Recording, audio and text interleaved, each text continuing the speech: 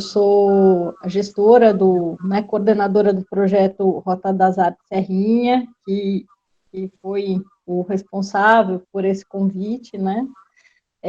O Rota das Artes, ele é um projeto que acontece em Bragança Paulista, e desde 2016, e entre os anos de 2016 e 2019, era um projeto presencial, de oficinas continuadas de artes visuais, música, teatro, cerâmica, costura criativa, gastronomia e mosaico. Nós trabalhávamos com jovens, nós trabalhamos, né, aliás, com jovens e adultos e idosas, e esse projeto acontece na área rural de Bragança, num bairro chamado Bairro da Serrinha, e atende o público que mora no entorno desse bairro, né? São 5 bairros que acaba atendendo, que é Água Comprida, Morro Grande, Boa Vista, Bassi e a própria Serrinha, né? O próprio bairro da Serrinha. Rapaz, eu vou dizer uma coisa. Vocês aí me emocionaram, né? Nesse início, porque quando a gente faz as coisas, né, assim, de uma forma espontânea, assim, sem fazer como quem fosse... A coisa mais interessante, não sabe assim, eu acho que andou um velhinho lá da floresta amazônica, uma vez na Casa Grande, e ele definiu assim para mim o que é, não sabe assim, a Casa Grande. Ele disse assim: vocês fazem isso aqui como quem fosse para Deus, né? Então, assim, dizer que a Casa Grande ela não foi criada, né? Ela surgiu, porque se a gente fosse criar, a gente não tinha dado de conta de criar, entendeu? Porque as coisas, né, assim, elas... a diferença entre surgiu e criar é porque quando a gente vai criar, a gente tem a ideia. E quando as coisas surgem, a ideia não é só sua, ela acontece do momento que vai acontecendo. Vai surgindo as ideias, vai surgindo as coisas, vai se construindo as imagens. Por isso que eu acho que o maior talento de um empreendedor social, de um gestor cultural, não é a metodologia, é a percepção. É como você percebe cada momento, né? Tem um HQ do Will Eisner, que ele diz que os milagres acontecem até hoje, a cada momento, em locais diferentes, só que as pessoas não percebem que aquilo é um milagre, né? Então, isso é muito interessante, porque essas coisas, né? O maior milagre brasileiro é seu povo. Eu estou vendo aí, né, o trabalho de vocês, né? E como o brasileiro é criativo, né? Como o brasileiro, ele é um dos personagens do bioma de cada território. Como o brasileiro, ele é um povo que eu acredito que a beleza desse país, boa parte está no seu povo. A forma com que o povo supera, cria, inventa, né, recicla e interage, né? Então, para mim, isso aí, eu vejo que a gente está vendo até agora, nesse momento, né, que a gente está passando atravessando esse dilúvio universal, que a gente vê quantas arcas estão sendo construídas em cada canto, né? E as pessoas atravessando isso de uma forma muito bonita, né? Então, eu quero dizer para vocês que essas ideias, né, esse momento que foi gerando a Casa Grande, ele tem 2 momentos assim que, para mim, Allenberg, ele foi assim 2 momentos que aconteceu na minha vida que auxiliou bastante assim eu poder conviver na Casa Grande. O primeiro foi quando eu era criança, com 5 anos de idade. Tinha uma cabocla vizinha lá em casa, descendente do povo Cariri, que eu ia para a casa dela, fugia lá de casa, e ela tinha dentro do baú, ela tinha uma estatuetazinha de madeira que um artesão tinha feito, um escultor tinha feito em homenagem à família dela, que era um índiozinho de madeira. E ela chamava ele de Caboquinho.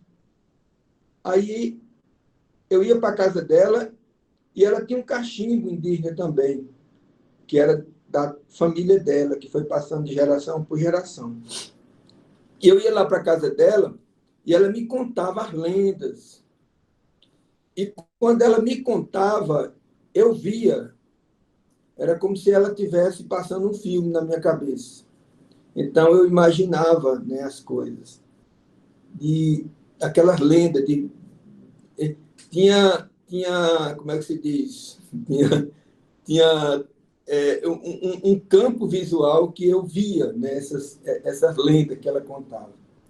Então, com 9 anos de idade, meu pai foi embora para a Amazônia Legal. Nós chegamos ali no Parque do Araguaia, saímos daqui do Ceará e fomos para o Parque do Araguaia. Chegamos ali no final da 1973, no final da guerrilha do Araguaia.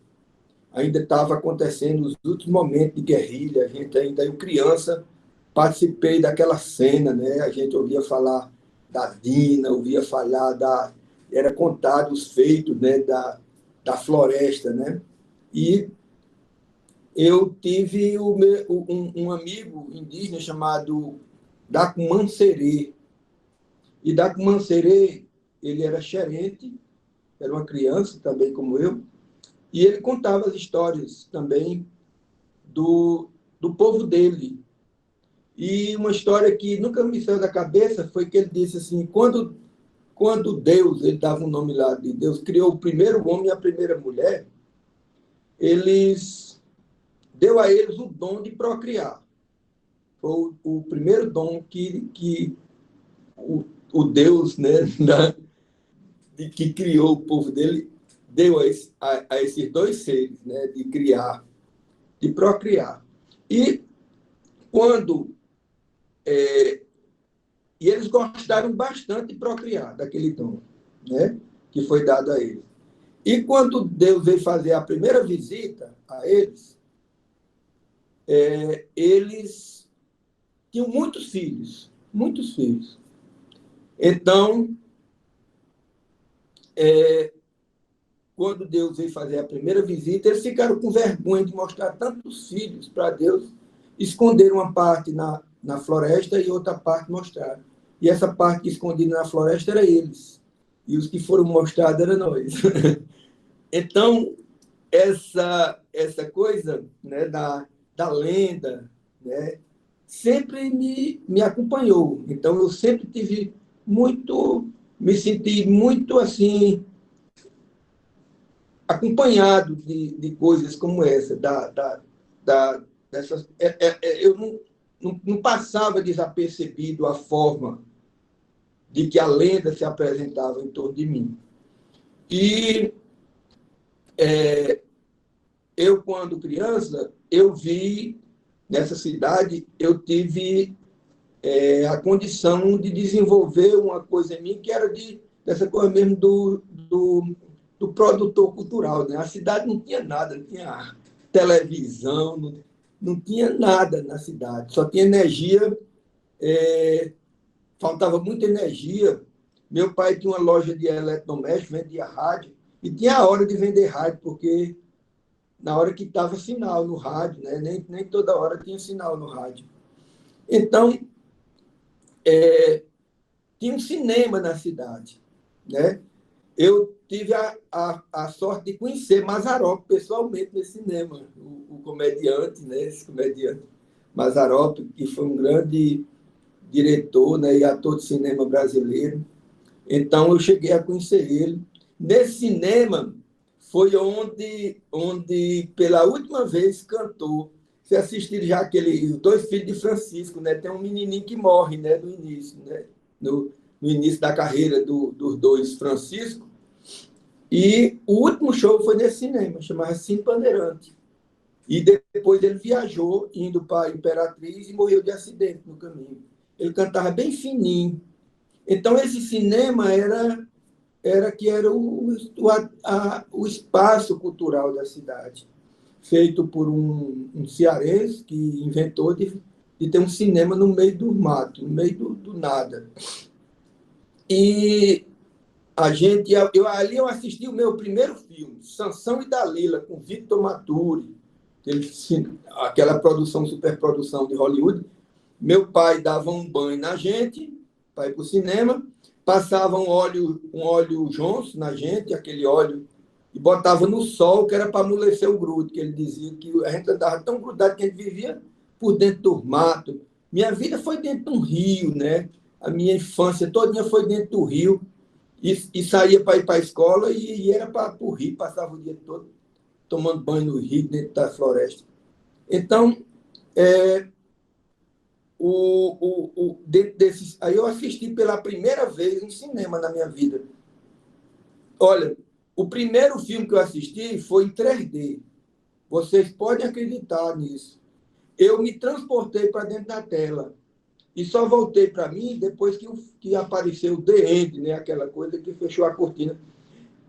E eu digo para as pessoas que eu assisti o primeiro filme 3D em 1973, mas o 3D só aconteceu há pouco tempo. Porque quando eu assisti filme 3D agora, né, que eu fui para o cinema pela primeira vez assistir um 3D, eu disse, foi isso que eu vi. Foi isso que eu vi. Eu vi isso, foi isso, era isso. Né? Porque eu entrei mesmo dentro da tela. Então, assim, a percepção, né, de penetrar, né, sempre em mim foi maior do que ver. Né? Sempre foi mais 3D do que 2D. Do que 2D. Então, quando eu voltei, né, para o Ceará, já em 1900... E eu tinha só para falar do cinema, então eu criei um cinema lá em casa. Tinha criança que não tinha condição de ir para o cinema. Então, quando eu vi o cinema, aquele filme Sansão e Dalila, então eu passei a ir para o cinema, nas matinês, que meu pai mandava a gente, dava o dinheirinho para a gente ir para o cinema. Eu era um daqueles que tinha condição do pai pagar para ir para o cinema. E o menino tudo olhava para a tela e eu ficava olhando para trás para ver como era aquela mágica, né, daquela projeção. Então, eu comecei a observar e comecei a estudar como era que se fazia aquilo ali. Então, eu vi que tinha uma luz e que tinha uma fita que passava em frente àquela luz com as imagens. E tinha um foco, né, que ele abria como um funil e lançava na tela. Ele era fininho e na tela. E naquela tela, eu via assim, naquele foco, eu via assim como quem fosse fragmentos, assim, como se fosse assim, na luz, era como se fosse fragmento de poeira, era granulado. E naquela granulação era que levava a imagem transformando do pequeno no grande lá da tela. E as cores, levava as cores. Aquela luz era condutora disso tudo. Então, eu comecei a pensar como era que eu faria cinema. E aí eu comecei assim, a pegar pedaço de plástico e pintava com pincel e botava uma lanterna para ver se projetava na parede. Aí logo eu percebi que aquela luz da lanterna não era o forte o bastante para dar aquele efeito na parede, para lançar na parede. Então, eu vi que o seguinte, que aquela luz era especial. Eu pensei, se é uma luz especial, então deve ser uma luz cara, né? E deve se comprar no outro canto. Aqui não deve ter, né? Porque a luz que tinha lá era para aqueles foquitos de lanterna, para botar na lanterna. Então, eu digo, então não vai dar certo eu fazer o cinema assim. Então, eu fiz uma experiência pegando uma caixa de sapato e pintando ela de preto e pegando pedaços de gibi, né, de quadrinhos, de revista em quadrinhos, e fazia, enrolava, fazia o rolinho, pegava uma manivelazinha e ia passando na frente para quem estivesse do lado de lá e vendo.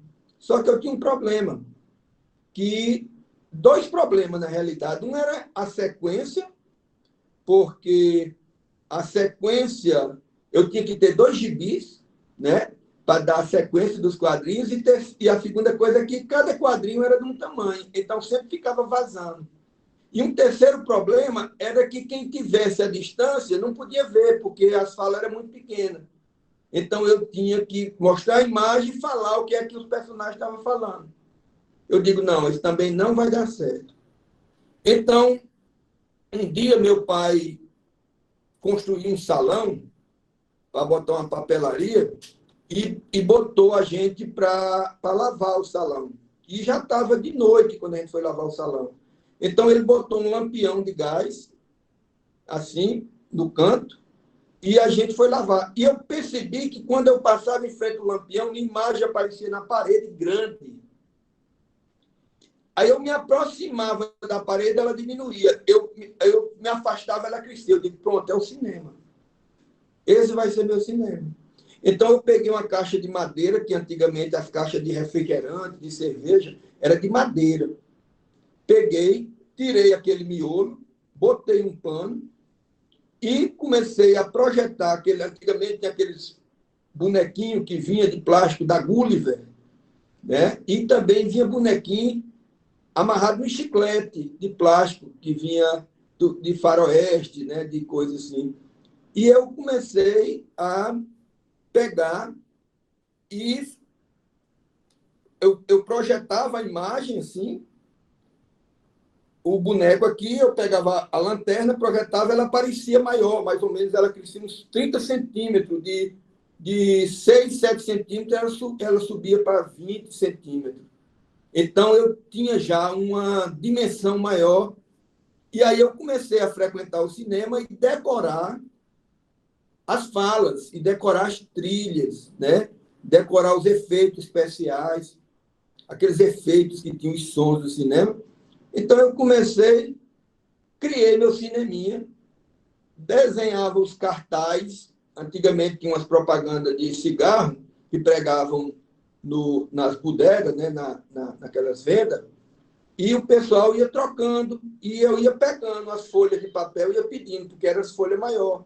Aí ia desenhando. Então eu fiz vários filmes, eu fiz O Ouro de Maquena, fiz o próprio Sansão e Dalila. Era filme de emoção, porque as crianças gostavam de emoção. Então, meu pai me deu um quartinho lá atrás para me montar meu cineminha e era lotado. Lotado de criança para assistir. Então, eu fazia toda a trilha sonora, fazia os efeitos e eu pegava uma talisquinha de papel ou de uma talisca de coco, que o coqueiro tem a palha e você corta assim, fica aquele palitinho, né, comprido. Aí, quando o cowboy ia correndo atrás do índio, ou vice-versa, um atirava, aí eu passava o palitinho assim por baixo, e o da frente caía, aí a meninada vibrava, né? Porque quando eu mexia a lanterna, eles corriam. Aí, e isso a meninada vibrava. Então vem Tomé de Souza, ser o primeiro governador do Brasil, e traz com ele um jovem chamado Garcia Dávila. E Garcia Dávila cria a primeira casa grande do Brasil, que é a Casa da Torre, no litoral baiano. E o gado, já o boi, né, o gado, né, já estava em Cabo Verde, que é um entreposto, né, que foi uma ilha. Cabo Verde foi habitada para ser um entreposto, né, no caminho das navegações. Então, esse gado chega ao Brasil e nasce aí o ciclo do couro, o caminho das boiadas. Então, são os primeiros boi que vêm para o Brasil. Então, Garcia Dávila começa a fazer essas casas grandes, e entre uma casa grande e outra, estendendo, entrando dentro do território brasileiro, ele cria os ranchos de comboieiro. Os ranchos de comboieiro é um dos comboios de gado ficava, descansava uma noite para seguir caminho. E eles usaram o caminho das águas, que era o caminho da pré-história. Então, o caminho da boiada passa por dentro do caminho das águas. Então, a Casa Grande era um rancho de comboieiro desse, do caminho das boiadas, né? E estava lá aquela casa. Eu pedi à minha família que doassem a casa para mim criar uma fundação. Eles disseram para mim: você tem 1 ano para você restaurar e implantar o projeto. Se vocês não implantarem, a casa volta para a família. Beleza, então nós fomos atrás para restaurar a casa, restauramos a casa, criamos a Fundação Casa Grande, que é uma fundação que aí dá o nome da Casa Grande. Para quê? Para dentro começar a contar a história de trás para frente, né? Assim, vindo de lá. Então, que povo é esse que essa casa encontrou? Era o povo Cariri. Quem era esse povo? Então, ali dentro funcionaria o memorial do homem Cariri, que era trazendo toda essa história. E ali a gente ia trabalhar, né? ia haver uma relação com a comunidade de um Brasil mais profundo, que é o Brasil da pré-história, que é todo um povo que viveu aqui antes de tudo isso acontecer, que é o povo do lugar, realmente o povo, né, que deu origem ao povoamento. Como é que o ser humano surge em cada canto? Como é que ele está ali, né? Então, nós restauramos a Casa Grande e as crianças, no que nós estávamos restaurando, as crianças começaram a vir para casa. E vinham para brincar de pinhão, as meninas para brincar de boneca, de amarelinha, aquela brincadeira do elástico, que é um elásticozinho que elas usavam, e ficavam pulando, brincando e cantando, né? Brincando das brincadeiras mesmo que estavam nas ruas, nas calçadas. Então, de repente, apareceu 2 adultos, né? Que era eu e Rosiane, que não era tão adulto assim, né? E começamos a brincar com as crianças da cidade. E o que foi que fez com que a Casa Grande tivesse, assim, de certa forma, um diferencial? A Casa Grande, o diferencial dela não é pela presença da gente, pelo contrário, é pela ausência nossa. Foi a ausência que criou. Por quê? Porque eu moro a 42 quilômetros e a gente só ia no fim de semana. E quando a gente criou a fundação, o que era que tinha? Tinha fotografia dos sítios mitológicos, das cavernas, né? E tinha peças, essas peças que nós tínhamos. Então, nós criamos uma escola de mitologia. Na realidade, era uma escola de mitologia, onde nós íamos conversar sobre os mitos da Chapada, sobre esse povo esquecido, esse povo invisível, né? Que estava encantado, né? No território. Então, nós começamos a fazer isso. Só que é o seguinte, a gente esqueceu de uma pequena coisa, que a gente não tinha dinheiro. Nós não tínhamos dinheiro, nós abrimos a casa e cadê o dinheiro? Precisava de vigia, precisava de zelador, precisava de tudo. Só que aconteceu uma coisa assim, a gente só tinha R$ 200. Era R$ 100 para pagar a energia e R$ 100 para pagar uma mulher que tinha, né, que inclusive era uma amiga minha de infância, que para ela ficar olhando os meninos. Porque se chegasse uma autoridade, tinha uma pessoa que tinha assim, ó, o documento, eu sou responsável por esse menino. Nós morávamos a 42 quilômetros. E essa ausência foi super importante. Por quê? Porque nós entregamos a chave da fundação para as crianças e eles se fizeram diretores, se fizeram... aí nasceu os primeiros diretores, o diretor de pesquisa, que foi aquele menino que começou na ausência da gente, explicar aqueles quadros, toda aquela história que tinha ali dentro daquele museu, né? O diretor de cultura, que era um que organizava tudo quanto era brincadeira, as brincadeiras do folguedo, das ruas, das crianças, e o diretor de manutenção, que era um menino que, por espontaneidade, ele chegava e ele tinha mania de limpar tudo, ele varria, se ele tivesse uma lâmpada queimada, ele tinha esse olho. Então, nasceu os 3 diretores, diretor de pesquisa, diretor de cultura e diretor de manutenção. Então, a Casa Grande se fez a partir das brincadeiras da infância. É uma fronteira entre a ciência e o matuto. Agora, o matuto que é o do mato. Então, qual é a linguagem da Casa Grande? A da infância, porque a infância o doutor entende e o matuto entende, porque ambos foram crianças. Eu sou a Bia, sou arte educadora no Rota das Artes.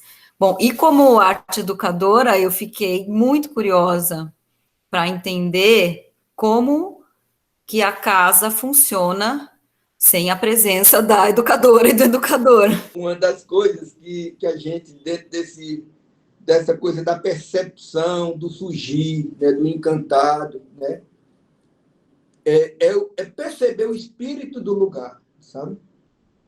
Então, perceber o espírito do lugar. Muitas vezes, a gente tem um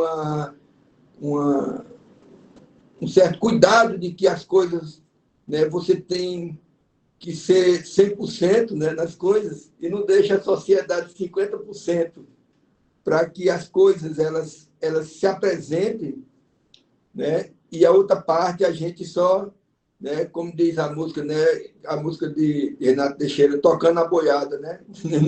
Então, aquela música, né, ando devagar porque já tive pressa, né? Levo meu sorriso porque já chorei demais. Então, assim, a gente, sempre quando a gente vai num lugar, eu vou dizer uma coisa aqui para você, Bia, sabe? Como é que, assim, que eu procuro, né, assim, perceber, né, as coisas. Como é que nasce a cultura? Eu vou dizer aqui uma coisa para você.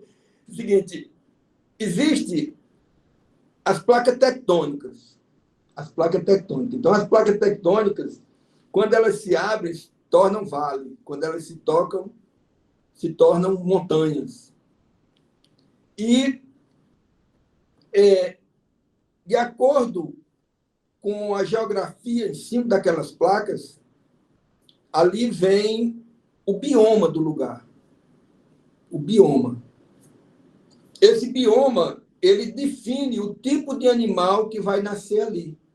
Ele define a acústica do lugar, né? Ele define o tipo de fruta que vai ter ali, de vegetação.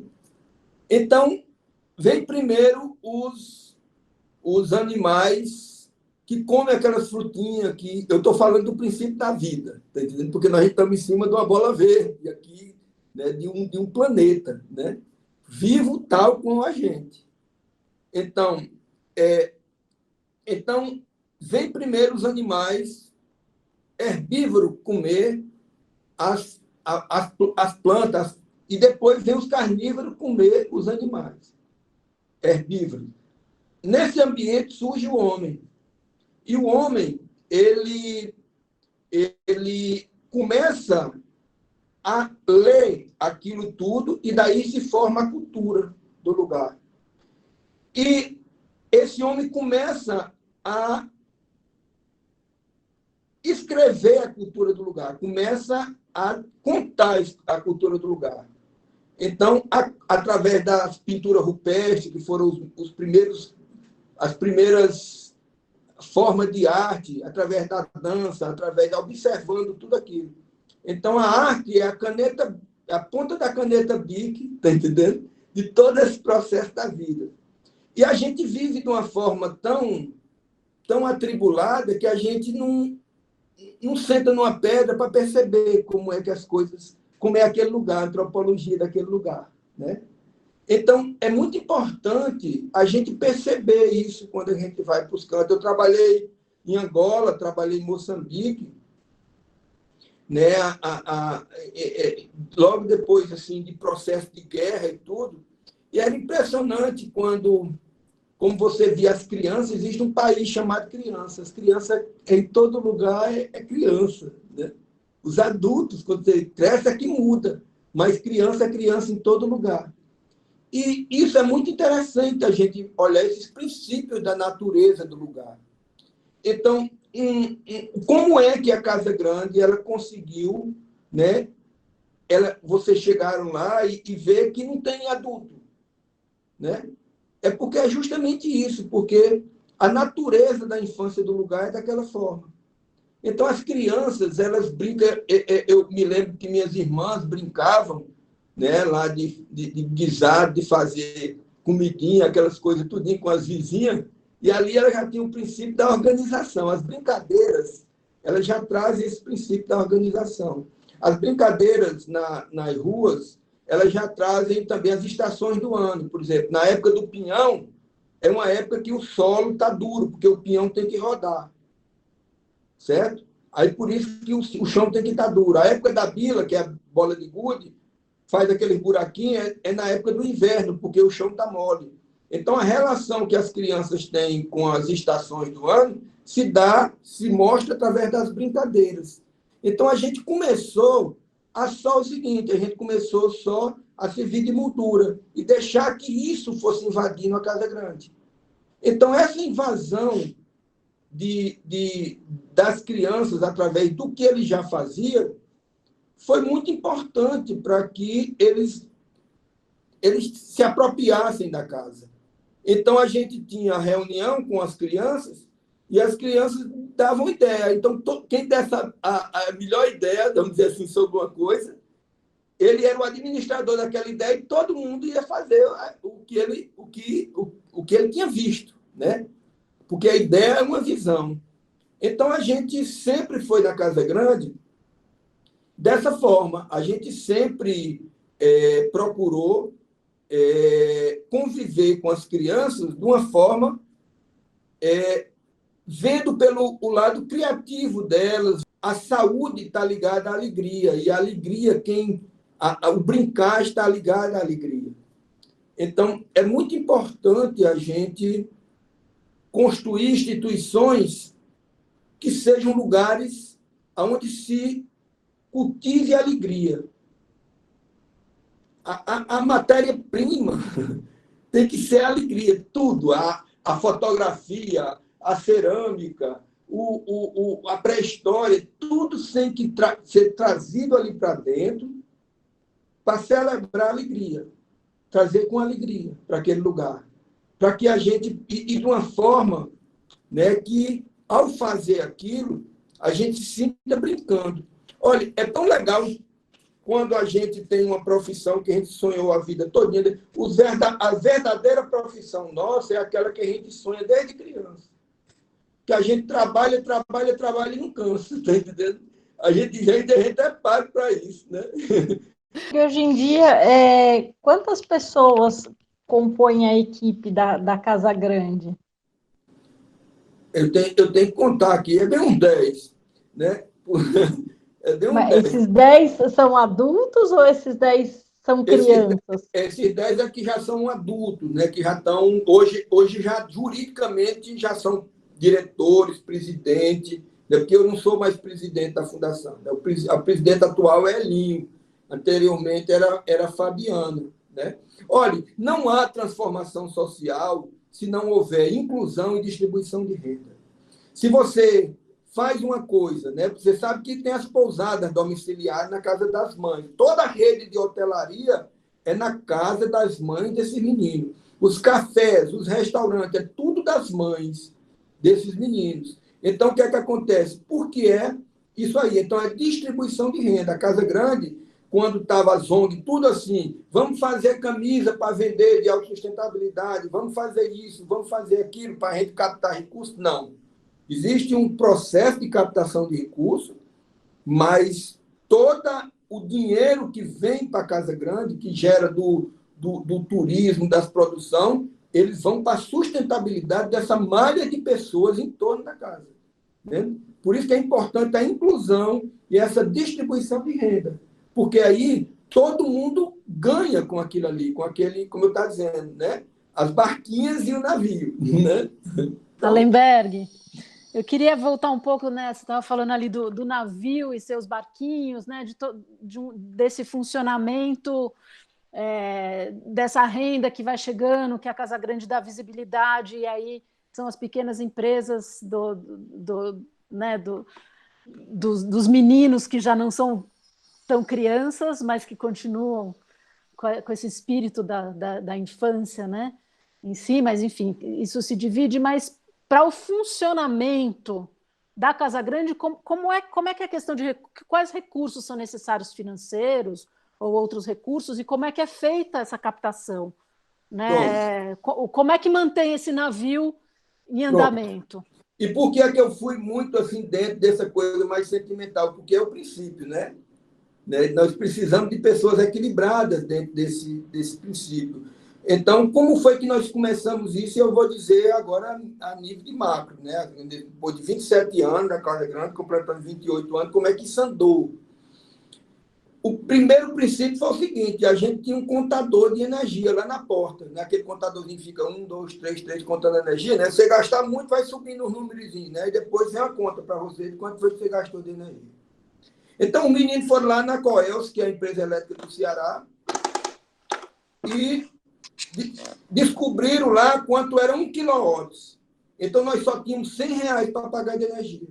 Então, nós fomos alinhando, né, o contador. Ali foi a primeira escola de gestão da Fundação Casa Grande, foi aquele contador. Nós só tínhamos 100 conto.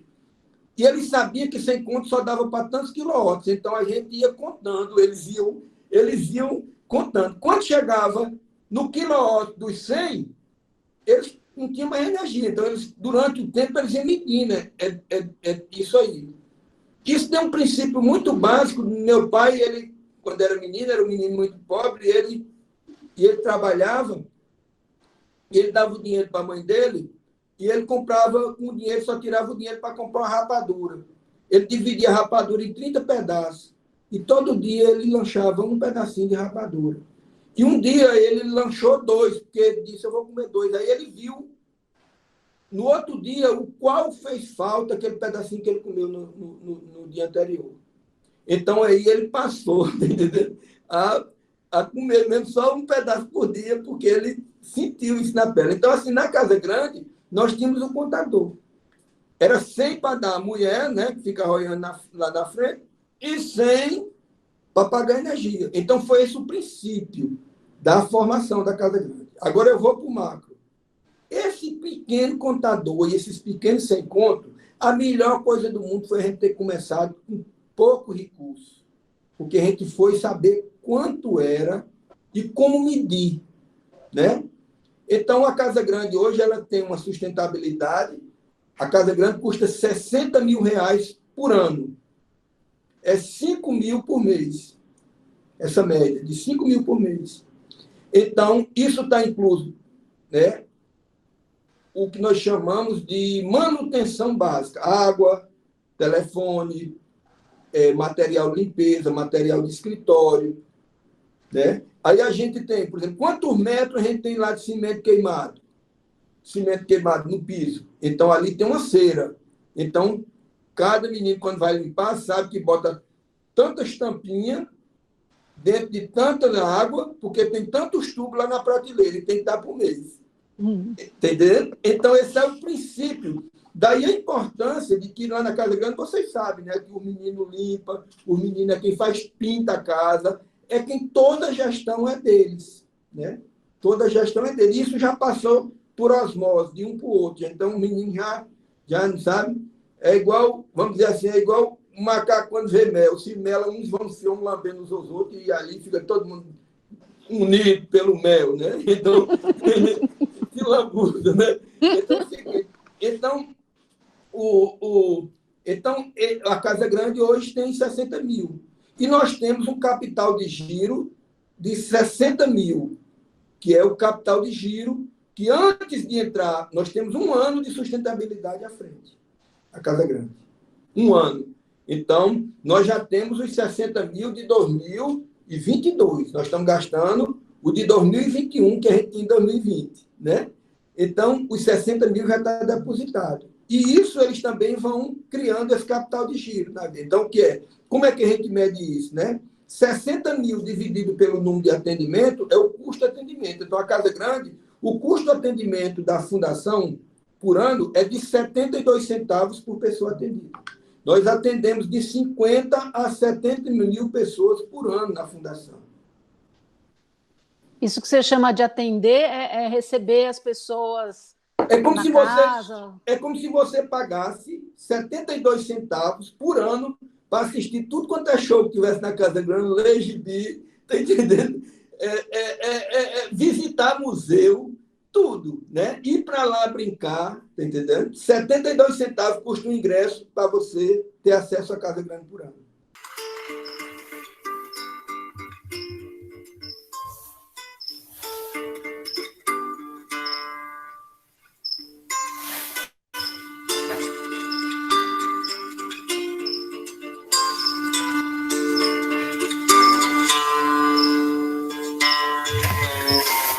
Por ser de lá do sertão, lá do cerrado, lá do interior do mato, da caatinga, do roçado, eu quase não saio, eu quase não tenho amigo, eu quase que não consigo ficar na cidade sem viver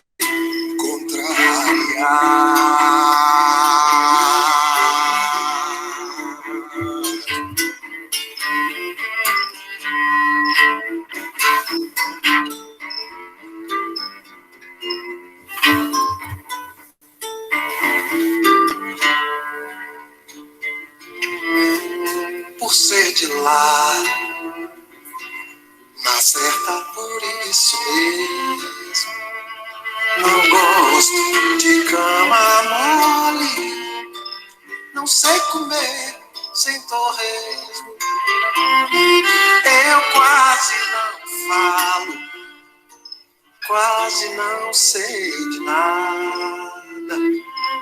Sou como reis desgarrada nessa multidão boiada caminhando.